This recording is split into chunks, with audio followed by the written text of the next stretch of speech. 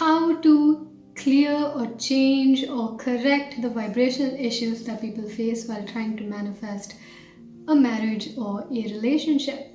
If you have not seen part 1 of this video, which is actually showing you what are the vibrational issues people face, please pause this video and finish part 1, because this video is a continuation where I'm going to show you how to correct those mistakes, okay, or those vibrational issues.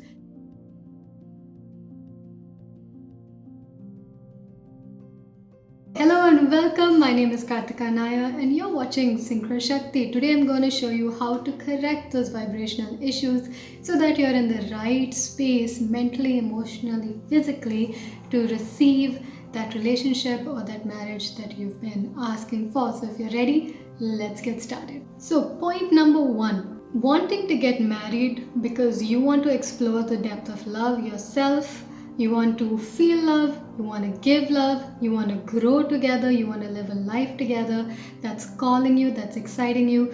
Go for that marriage or that relationship because you want it, not because of anybody else. Point number 2, the delay. The delay between where you are right now and where you want to go is actually for your highest good. It is happening not against you but for you, because the delay is the opportunity. Delay is the time where you get to heal the pain from previous relationships, or get to heal your negative beliefs about relationships, or get to heal your negative beliefs about not being in a relationship, and get to heal your negative beliefs about yourself. If you feel incomplete, not good enough, not loved when you're single, you're going to feel incomplete, not good enough, not loved when you're in a relationship. Point number 3, relationships are here to make us conscious and not here to make us happy. Oh, why did I say that and just burst everyone's bubble?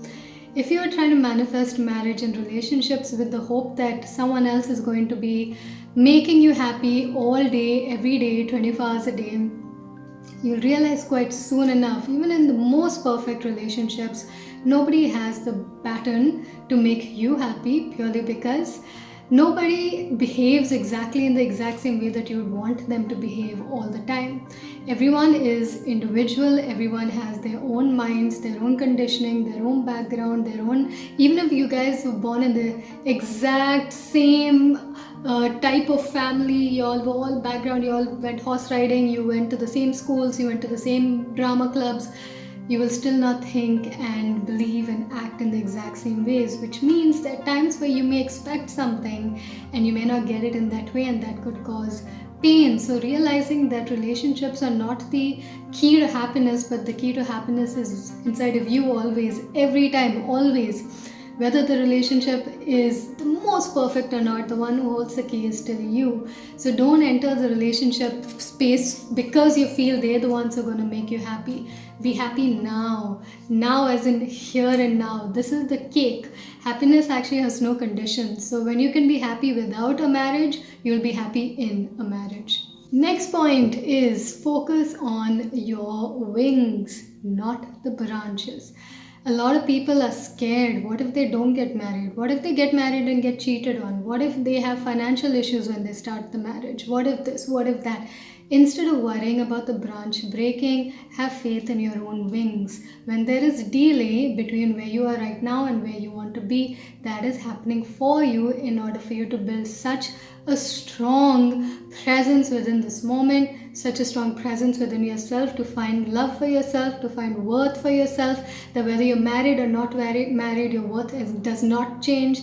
Whether you're married or not married, the love that the universe has for you does not change.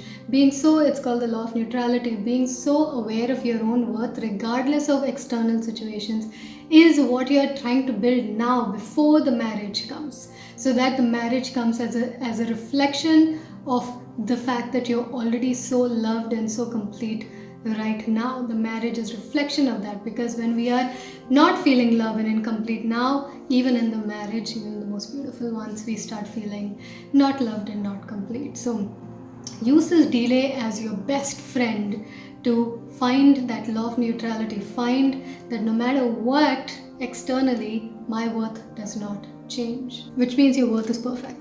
The next point is have a heart list of conditions. I always separate this ego list versus heart list, because sometimes you want to ask the universe to bring you someone, or if you're already in a marriage, then ask the universe to let the relationship evolve in a way that is in your highest growth as a person.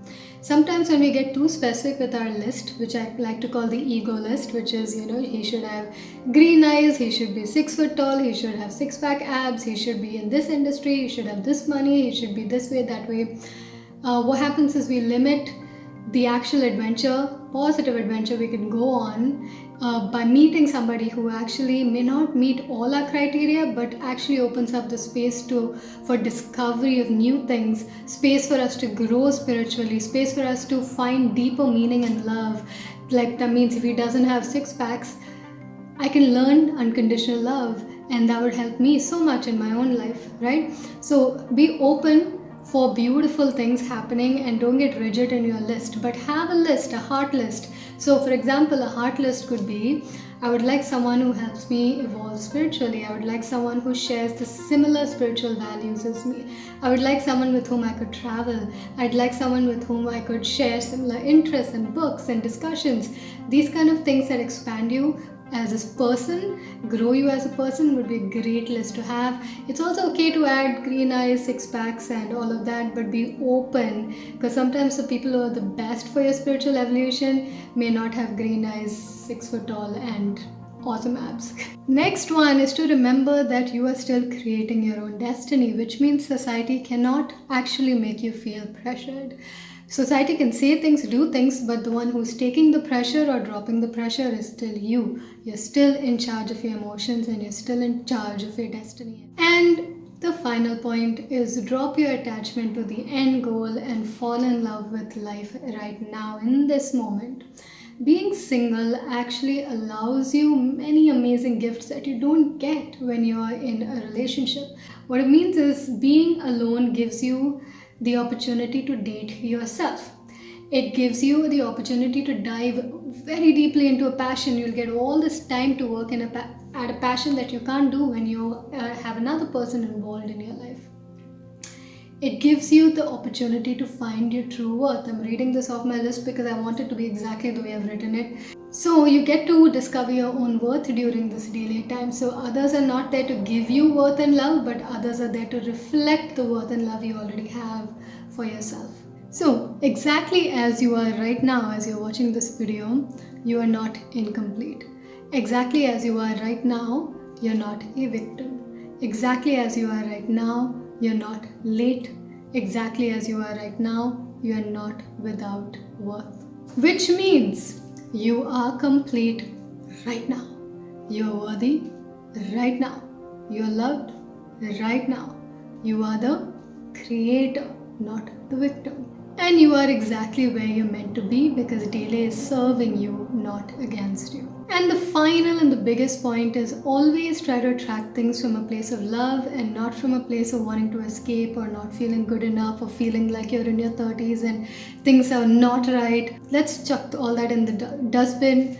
Let's restart the manifestation process from a place of love for your life, for the love that you get to share and experience, and the depth you get to go in a journey of love.